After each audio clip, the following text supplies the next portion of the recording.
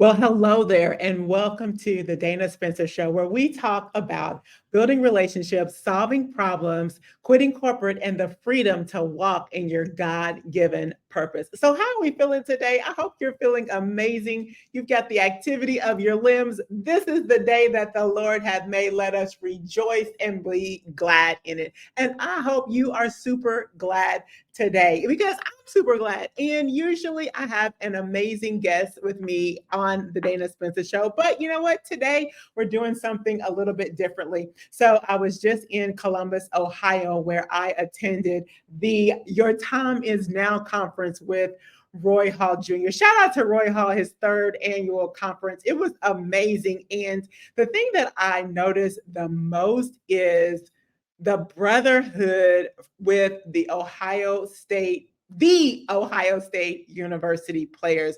And so I just wanted to share some tips with you. If you're wondering, how are they able to have a championship culture every single year without fail all the times? These are some things that I gleaned. So there was a panel of about 10 or 11 former the Ohio State University players.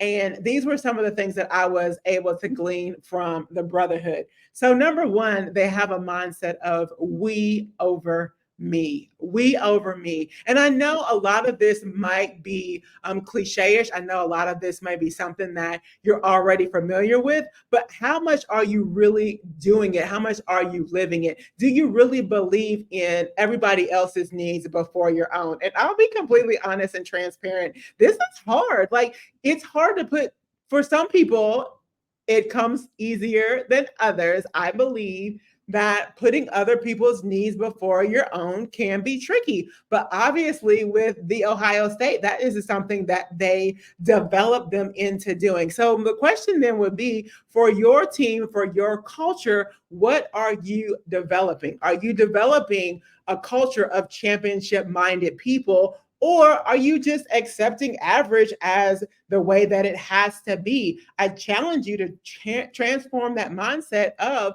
okay, we can develop and we can be a championship culture regardless of the talent, regardless of who we have, but we can have the mindset of we over me. And then secondly, I thought this was really cool too, is that different isn't wrong. So they talked a lot about, because a lot of the players were under Coach Myers and a lot of them were under Coach Tressel. And the thing that I heard was, with Myers, he was more task driven. And when you think about, I'm into the flight assessment, there are a certain group of people, the air traffic controllers, that are very task oriented. And then you have people who are the flight attendants that are more people.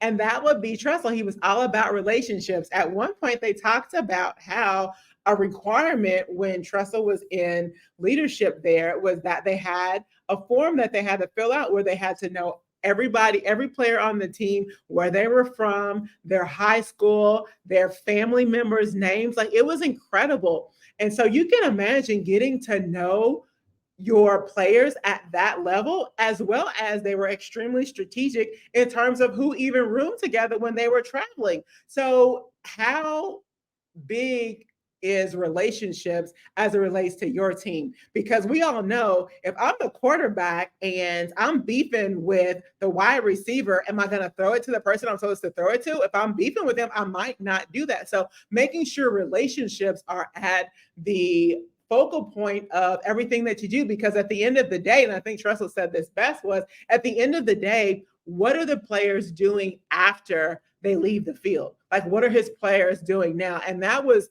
something that just resonated with him. And I was able to glean that it's more important. It's not just about what they do on the field, but more importantly, it's about what they do off of the field and later on in life. And then set the standard. Like, if you go to the Ohio State University, you have to embrace the culture. There is a standard there like none other. What type of standard do you have at your program within your organization, whether it's corporate America, whether it's football, whether it's basketball? What is the standard? Like, you already have a mindset. If you go to the Ohio State University, there's already a mindset there. There's already a standard of winning. What type of standard do you and your organization have? Is it a winning standard? Like, what are you really even known for? The cool thing is you can change that.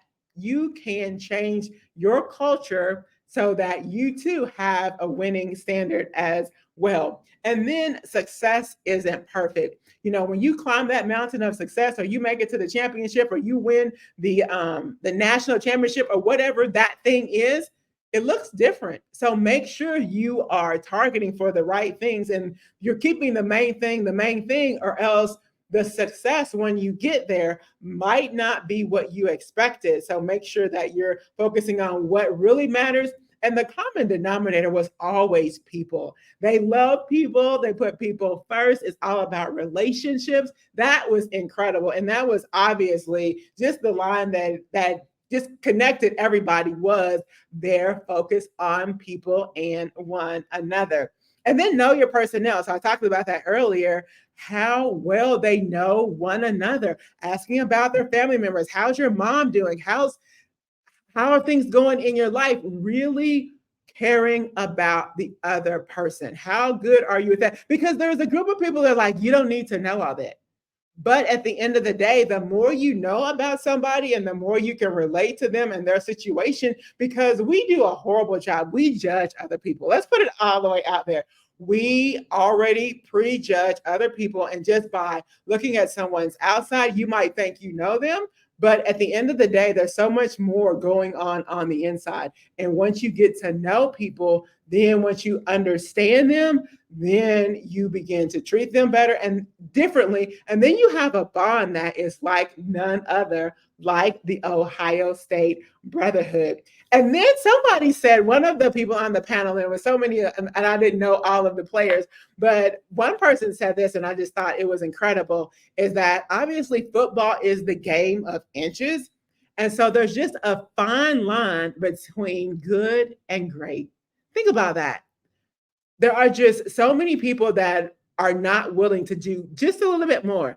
Just cross that fine line, just that inch. With football, inches matter. The inches are the difference between winning a championship and not winning a championship. In life, the difference between good and great is just doing those small things, those little things that matter. Remembering somebody's birthday, remembering somebody's mother's name. Like, those small details go a long way. That was incredible. And then note takers are money makers. Note takers are money makers. And I am a note taker, obviously, because here's the thing. When you go to conferences and when you go to events, there are so many different speakers. There's so much good information. You can't remember all of that. And if I didn't take notes, I would not have been able to remember these things. So make sure you're taking notes. And I wonder, for people who don't take notes, is it that you think you're just going to remember everything? Is it a pride thing? Drop in the comments, like, why don't people take notes? Because I recognize that I am forgetful, and most people these days are. But if you write something down, you can refer back to your notes. So remember that. Note takers are money makers. Just two more. Grow from adversity. We're all going to face some incredible situations, and we heard some powerful stories from a lot of the panelists that were at the conference, and adversities will come. Don't get it in your mindset that you're never going to face adversity. If you have the mindset that you're never going to face adversity and then it hits you, it's probably going to take you straight out. But when you have the mindset of, you know what? Adversity is going to come, but it's more about how you respond to adversity. Life is, and I'm going to mess up the percentages, but life is only 80% of life is what happens. 20% is how you respond to it. How are you going to respond when life punches you in the mouth, when you don't kick that field goal, when you didn't catch that pass? How are you going to respond when life hits you? And when you build relationships, obviously you'll have people around you that can help to encourage you and motivate you to get back in the game and not allow adversity to take you out of here. So make sure that you've got the right people in your life. You're building those relationships so that you're surrounding yourself with people who really care about you and have that mindset of, you know what, this is a team effort. We're going to rise as a team and we're going to stay together regardless of what happens. And then talent is never enough. There's so much talent out here. People are talented, but you know what? Talent is not going to be enough when you think about how important it is to build relationships. This football and life is a team sport. There's no, it's all about me. It's all about what I can do. It's all about my talent. And we see that so much is that, with social media and people who want to be, the next highlight reel, the next viral video. But you know what? At the end of the day, talent is just not enough. You need more. You need people. You need relationships. Don't be one of these people that thinks that they can do life by yourself. That's a lonely place. So make sure you realize that it's not enough to just have talent, but make sure you have those people skills. Make sure you are getting to know your teammates, getting to know your coworkers, getting to know your family members, and make sure that you too can have a championship culture. So those are just the 10 things that I was able to glean from the Ohio State University Brotherhood. And it truly is a brotherhood. And I will leave you with this. If you're a coach, if you have, you're a university, you're an institution, you're a high school, it's like, what is it that what's your culture like? You can change your culture.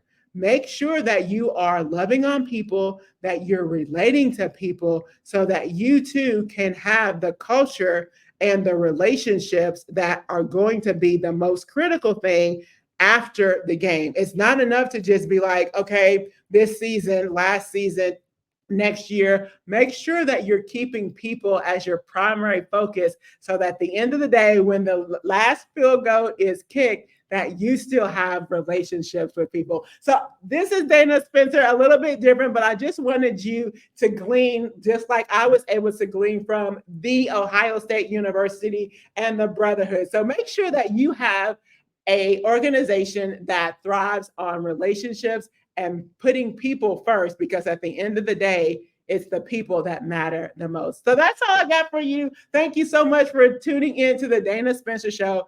Until next time, build those relationships with people.